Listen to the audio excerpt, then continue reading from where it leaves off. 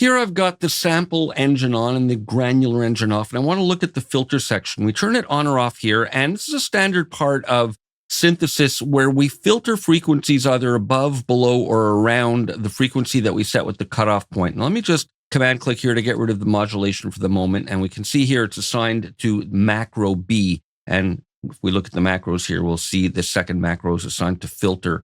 And if we look on the main page, we'll see that that is filter there. So that's how we can assign parameters to the macros, the same way we assign it to other modulation sources. So here we've got different filter types. LP is probably the most common. It stands for low pass, and the number of poles determines how steep the roll-off is going to be around the cutoff point. So with this, we can also step through the different modes over here. So with low pass, it means it's going to let everything below this cutoff point pass through. So the lower we have this, the lower the timbre is going to be because the more of the high end is filtered. Here I'm letting a lot of it through. And as I dial it down, it's filtering the high frequencies and letting the low ones pass through. And then the resonance is used to boost frequencies right around the cutoff point.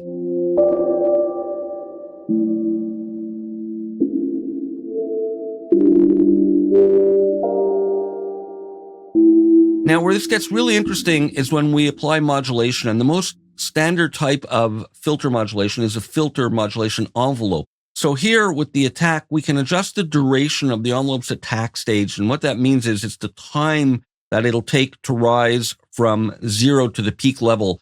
So here we have to dial up some of this envelope to send it to the frequency. I'll dial it up there. And as I dial this up, you'll hear a delay between the onset of the signal and when it reaches the cutoff point.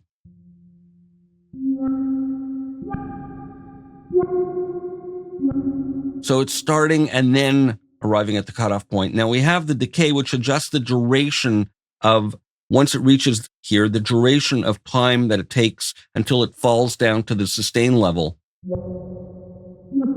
So we have to raise the sustain level because right now it's dropping all the way back to this value. So if I raise this, it'll have a more natural kind of transition.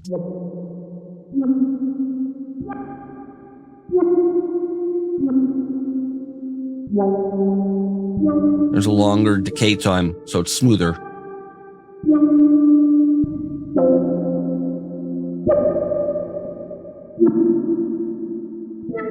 We get something more subtle.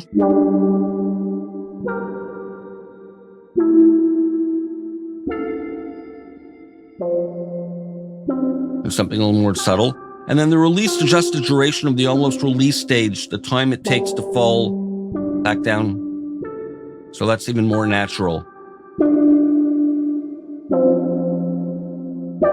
And then we can dial the depth in here just to get a subtler amount or more. Now we can go in negative territory. Now I'll have to start the cutoff higher for that.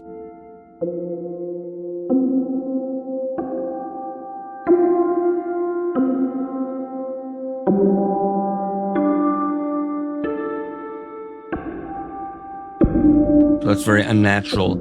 I need a longer decay.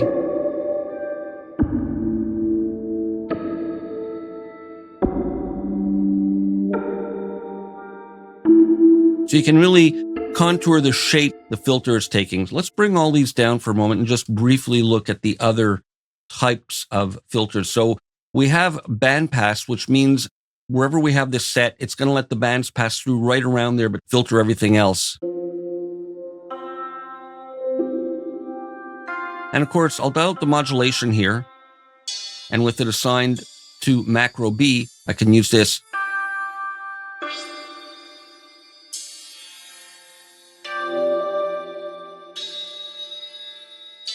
The nice resonant boost. You can get a really thin sound.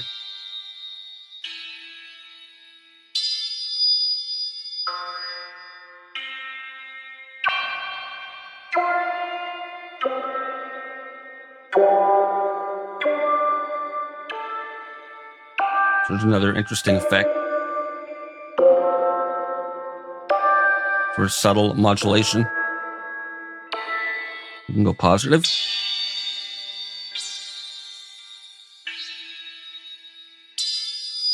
Let's bring this down for the moment and look briefly at the other types. Now we have high pass, and that works in the opposite direction as low pass. It means it lets everything above here pass through. So the higher this is, the thinner the sound.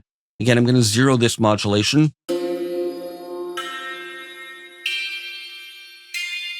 So it can sound like bandpass depending how you have it set. Soften the attack a bit.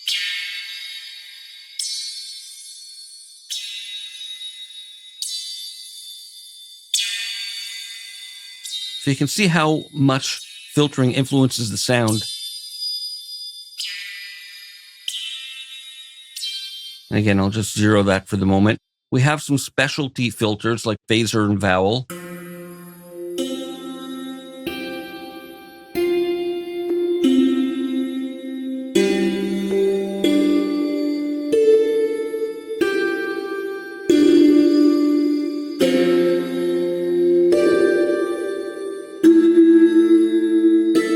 So again, wide range of timbres available. And then we have different combinations and ladder filters, and it's fun to explore them all. Notch filters are useful.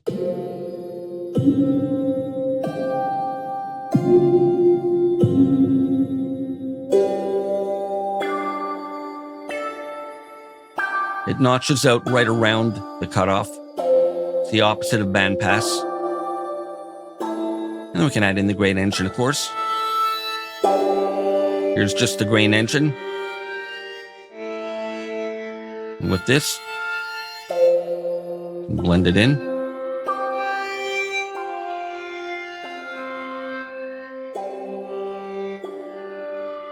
So that's a little introduction to some of the things you can do with the filter section. Now, of course, we can also then add on other modulation to it. Here I've chosen a low-pass filter with a ladder type, and this adds a drive control to it. And I've got some filter modulation set up to add a bit of shape to the filter attack. But now I've also got an LFO assigned, L1, LFO1 assigned to the cutoff. So if I dial that up, we're modulating the cutoff as well. Based on this here, where I have it synced to tempo. At eighth notes, I can slow it down a bit for something more subtle. A little less depth.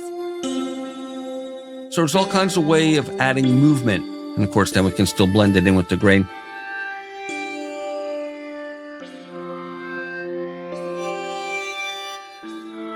We'll continue with more in the next video.